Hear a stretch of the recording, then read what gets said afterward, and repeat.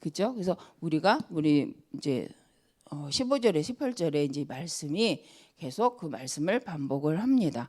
그러면서 오늘 또 22절에 보니까 바로 왜 하나님께서 모든 걸 율법 아래 두었는가 알게 하려는 거죠. 그러면서 예수 그리스도를 믿음으로써 뭐하도록 약속을 믿는 자들에게 주려고 그래 하신 것이다. 그래서 믿음이 오기 전에 우리는 율법 아래 매인바 되었고 제사 계시될 믿음의 때까지 갇혀 있다가 율법이 우리를 그리스도께로 인도하는 초등 교사가 되어 우리로 하여금 믿음으로 말미암아 의롭다함을 얻게 하려 함이라. 그래서 우리가 하나님이 율법을 주신 이유는 깨닫게 하시고 그 안에서 그 불가항력을 깨닫게 하셨는데, 그런데 무엇으로? 믿음으로써, 예수를 그리스도로 믿음으로써 하나님의 약속을, 그죠? 그래서 우리가 이제 예수가 그리스도라고 말하는 이유가 있죠. 실은 그리스도라는 건 기름 부음 받은 자죠. 기름을 하나님이 우리를 구원하기 위해서 약속하신 그 그리스도가 누구냐? 그분이 예수님이다라는 거죠. 구원자로 오신 예수님. 그런데 그래서 우리가 그 하나님이 메시아라고 구원자로 우리에게 보내실 그분이 누구냐를 늘 집중하는데, 그분이 바로 예수님이다. 그래서 만약에 그 그리스도를 부처님으로 보냈다면 우리는 부처님을 믿어야 된다 이 말인 거죠. 그래서 핵심은 어떤 면에서 보면 그리스도가 누구냐라는 거예요. 하나님이 이때 그리스도를 누구로 보내셨냐 보니 그 예수를 하나님 그리스도로 보내셨다. 그래서 세례 요한이에게 예수님이 나갔을 때 나한테 세례를 주라 그랬더니 세례 요한이 아니 주님 당신이 나한테 세례를 줘야 되는데 내가 어떻게 당신에게 줍니까? 라고 말할 때 뭐라고 했다고요?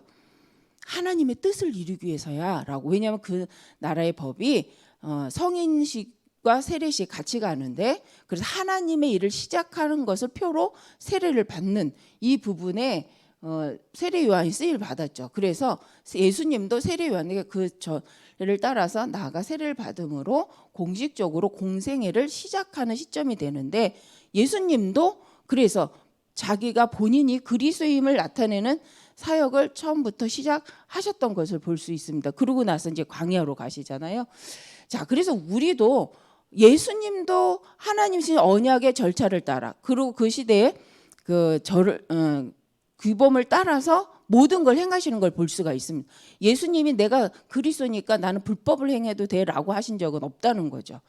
그래서 예수님도 말씀을 따라서 하나님 주신 규범을 따라서 모든 걸 감당하셨는데 그 끝이 뭐였어요? 그게 바로 십자가 사건이죠.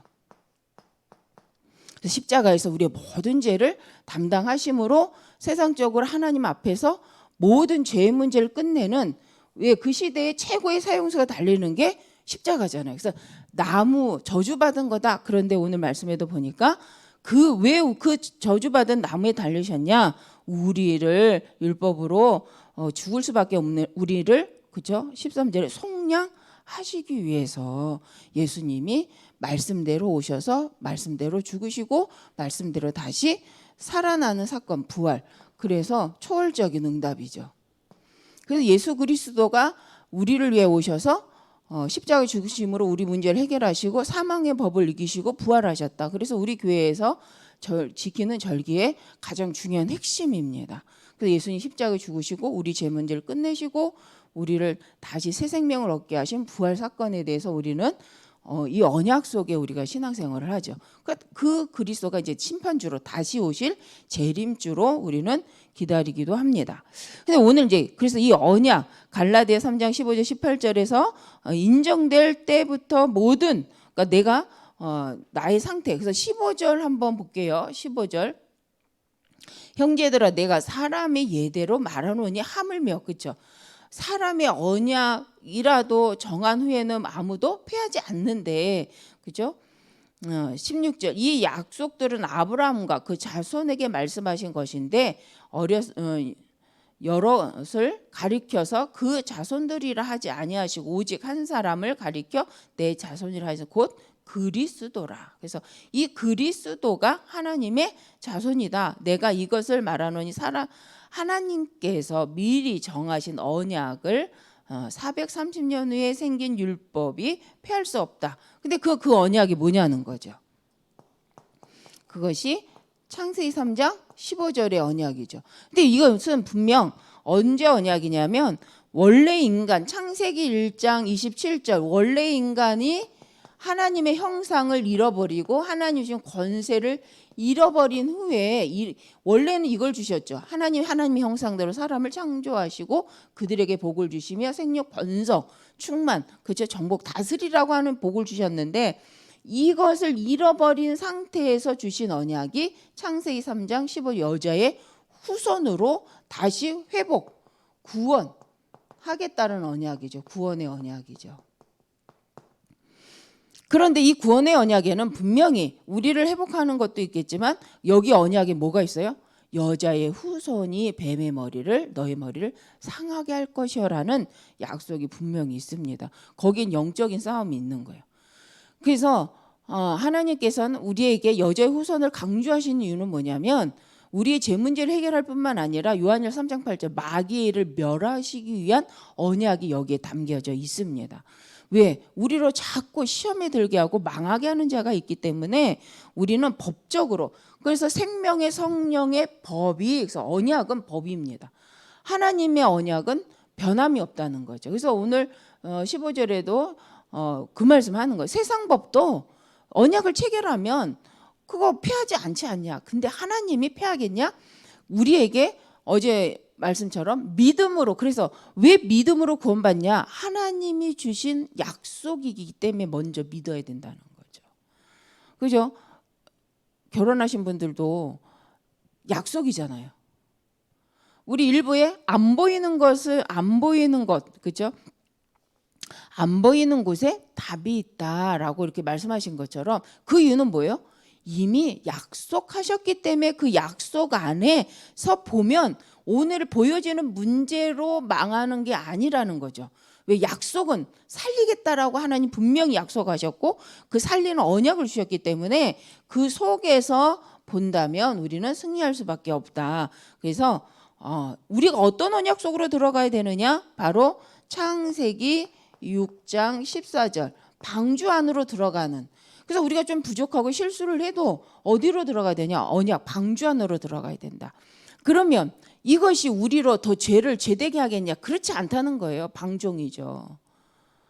우리가 하나님이 우리를 깨끗게 한다고 하여서 우리가 그럼 이제부터 불법을 행하자. 그럴 수 없다. 왜요?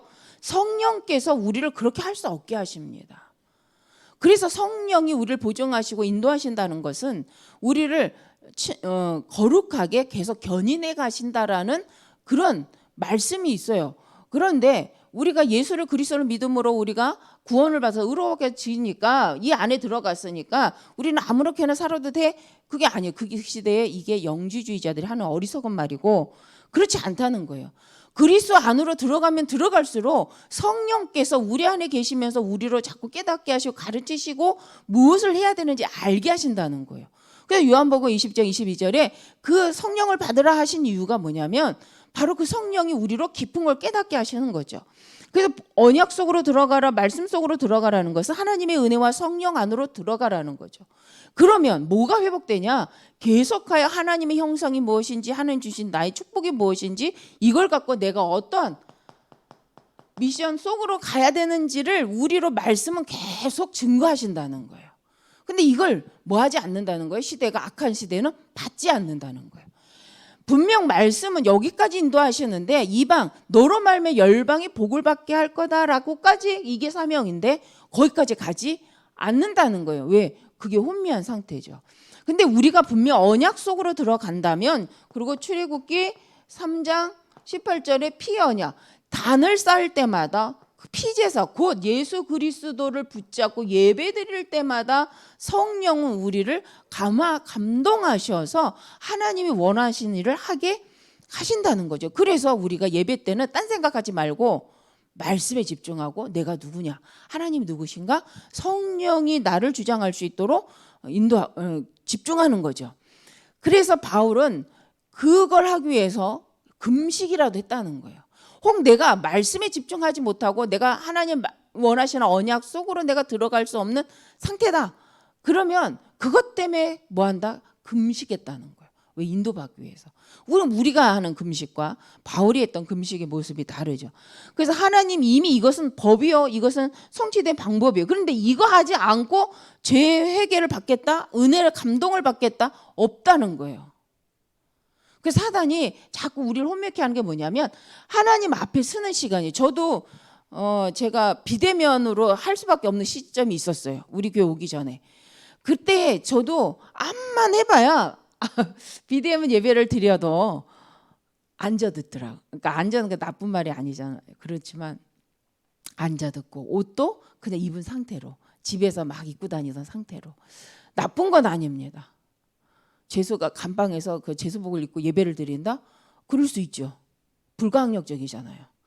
근데 내가 집에서 예배를 드리는 이 상태, 내가 좀만 하면 옷 갈아입을 수 있고 좀 준비할 수 있는데 솔직히 그게 잘 안 되더라고요. 그 어느 날 제가 좀 너무 퍼져서 예배를 드리니까 생각을 했어요. 아, 이건 아니다. 누구 핑계 대지 말고 정신을 차리자 하고 어느 날은 이제 딱 의자에 앉아서 그리고 딱 이제 옷을 갖춰 입고, 그리고 그 전에는 화면에, 비대면이니까 화면에 나와 있는 예배는 일어나세요라는 말이 있고 앉으세요라는 말이 있지만 나는 일어나지도 않고 계속 앉아서 예배했던 어느 날, 아니다, 나도 한번 일어나 보자. 혼자 일어나서 남이 보면 생쇼지만 그 말씀을 따라 일어나서 또 하라는 대로 그 순서를 따라. 근데 다르더라고요. 그런데 저도 비대면으로 예배해 보니까 쉽지 않아요. 웬만해서는 시간 맞추기도 힘들고요. 제가 한 번은 너무 열심히 빨래를 하다가 시간을 놓친 거예요. 물론 비대면에는 좋은 점이 있어요. 되돌리기가 되기 때문에 되돌려서 다시 시작하면 되죠. 그렇긴 한데 장단점이 있더라고요. 근데 혼자서 조용히 그 순간을 다하여서 집중하려고 애를 쓰고 하니까 또 임하는 은혜가 있었어요.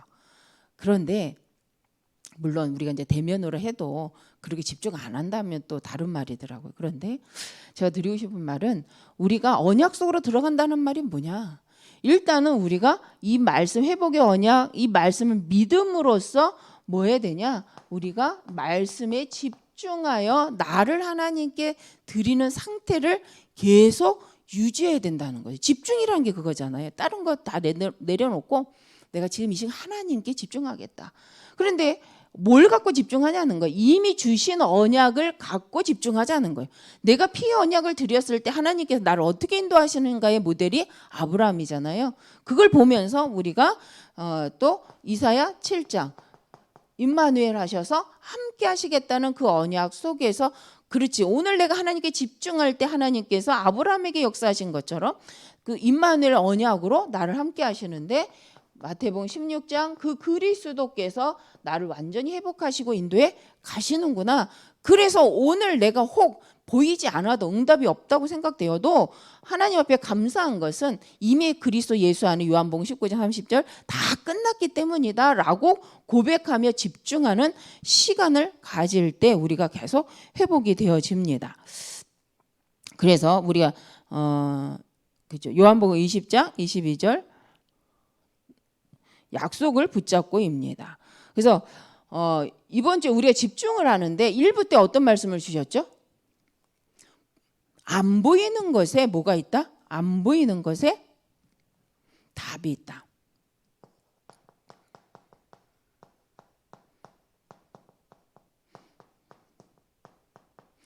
그래서 우리 무슨 비유를 들었어요? 진주, 보화, 밭, 그렇죠? 그런데 여기 보니까 진주를 가진 보따리 장수, 보화를 찾은, 그렇죠? 농부, 밭주인. 근데 이 말은 결국 이 말씀에 마태복음 13장에 보니까 뭐예요? 중요한 가치, 진주라는 것이 가치 있다는 걸 아니까 조용히 입 다물고 가서 진주 살 돈을 얻기 위하여 소유를 다 팔았다는 거예요. 보화를 찾은 이 농부는 이 보화밭을 잘 묻어놓고 그 보화밭을 사야 되잖아요. 그러니까 자기 소유를 다 팔고 뭘 샀다? 이 보화밭을 샀다는 거예요. 보화가 들어있는 밭을. 복음의 가치이죠. 근데 우리는 이걸 발견을 못하니까 언제 가야 되는지 어떻게 해야 되는지 놓쳐버린다는 거예요. 그래서 이번 주 1부 말씀처럼 정말 가치, 복음의 가치, 천국의 가치를 찾아낸 자는 다르다라는 거예요. 근데 우리의 신앙생활 이걸 찾지 못했다? 그럼 이제 힘든 거죠. 그걸 어디서 찾았냐는 거예요. 그래서 어제 수요예배 말씀처럼 다윗이 하나님 앞에서 최고의 가치 것을 이미 얻었잖아요. 하나님이 왕으로 세우실 걸 미리 알았어요. 그렇지만 그의 인생이 도피 인생일 수밖에 없었던 상황이 있습니다. 그런데 그 상황에서 이미 최고의 가치를, 미션을, 사명을 가지고 있었던 다윗은 힘들었지만 낙심한 것이 아니라 그 모든 시간이 하나님 앞에 집중한 이유가 뭐냐? 최고의 가치를, 복음의 가치, 최고 하나님의 언약의 가치를 하나님이 행하실 것을 알고 집중을 했던 거죠. 그럼 우리도 그것이 필요하다는 거예요.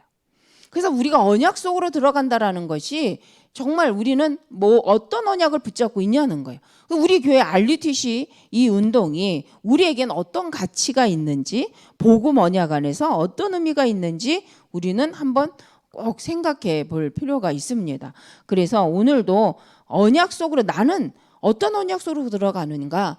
실은 언약이 이거죠. 그리스도의 언약을 갖고 지금 아브라함에게는 창세기 12장의 언약을 주셨다면 그 언약이 우리에 와서 그죠? 마태복음 28장 18절에서 20절에 모든 민족에게 이 복음을 증거하기 위해서 하나님께서 너희는 가서 모든 족속으로 제자를 삼으라는 그 언약을 갖고 우리는 70인 제자 운동 속에 있습니다.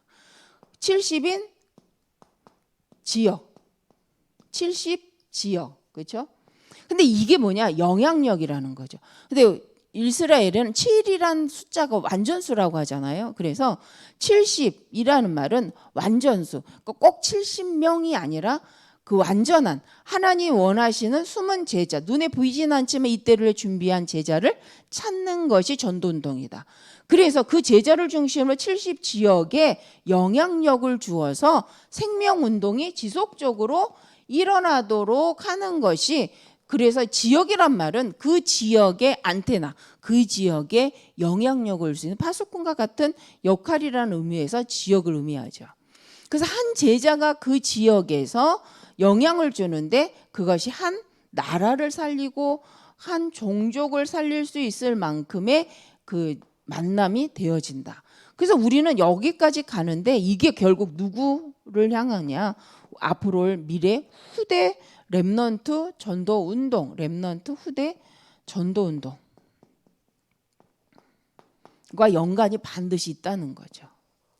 그래서 우리는 그러면 어떤 언약 속으로 드는, 그리스도의 언약, 이미 성취된 언약을 갖고 우리는 어떤 집중을 하고 있는가? 그래서 나는 지금 하나님이 주시는 흐름 속에 전도운동, 생명운동, 땅까지 복음 증거를 위하여서 지금 전체 흐름 속에 나와 있는 말씀 속에서 나는 어떤 집중을 하고 있는가?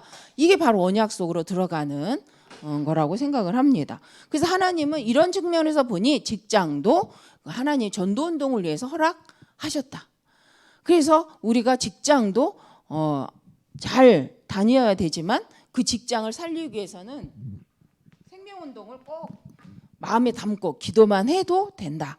그래서 이번 주 강단 말씀대로 모든 저주를 담당하신 그리스도인데, 그래서 우리는 하나님의 절대 의미를 질문해야 될 이유가 있다. 그래서 언약 속에서 하나님의 의미, 지금 나의 모든 만남의 의미를 이 언약 속에서 모든 만남의 의미를 찾는 거죠. 하나님 앞에서. 그래서 우리가 만나는 모든 만남이 70인과 관계가 반드시 있다는 거죠. 우리가 만난 오늘 후대가 반드시 세계복음화의 70 나라를 살릴, 237을 살릴 그 제자, 관계가 있다는 것으로 말씀을 마무리를 합니다. 기도하겠습니다. 감사합니다. 우리의 모든 삶이 이미 하나님의 언약 속에 하나님 이방을 위하여서 그들이 믿음 안에 서게 하기 위하여서 믿음의 사람 아브라함을 하나님 선택함과 같이 아버지 이 시대 오는 세대를 준비하기 위하여서 그들에게 하나님의 살아계심과 하나님의 언약이 전달되게 하기 위해서 우리를 준비하심을 믿습니다. 하나님 우리의 기준으로 보지 않고 하나님의 언약, 하나님의 사명, 하나님의 이 땅끝까지 복음 증거해야 될 사명 속에서 나를 보고 교회를 보고 미래를 볼 수 있는 저희들 되게 하여 주옵소서. 예수님의 이름으로 기도합니다. 아멘.